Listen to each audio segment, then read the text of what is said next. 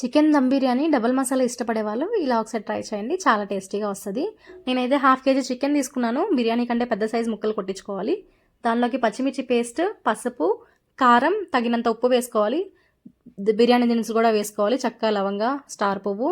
Main మనకి taste వచ్చేది ఇదే ఇలాచీ పౌడర్. అది యాడ్ చేసుకున్న తర్వాత గరం మసాలా, చికెన్ మసాలా, ధనియాల పొడి, ఈ 3 కంపల్సరీగా యాడ్ చేసుకోండి.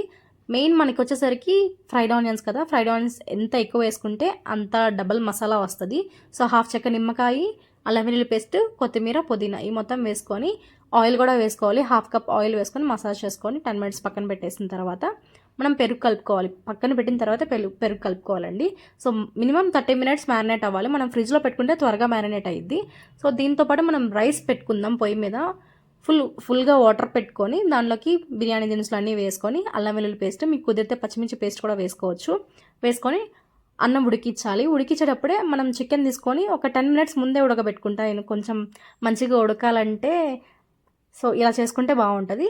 అది అయిన తర్వాత మీరు డబల్ లేయర్ అయినా వేసుకోవచ్చు. నేను ఇలా సింగిల్ లేయర్గా వేసేసుకొని పైన గీ వేసుకొని మళ్ళీ ఫ్రైడ్ ఆనియన్స్, పుదీనా, కొత్తిమీర వేసుకొని దమ్ పెట్టేశాను.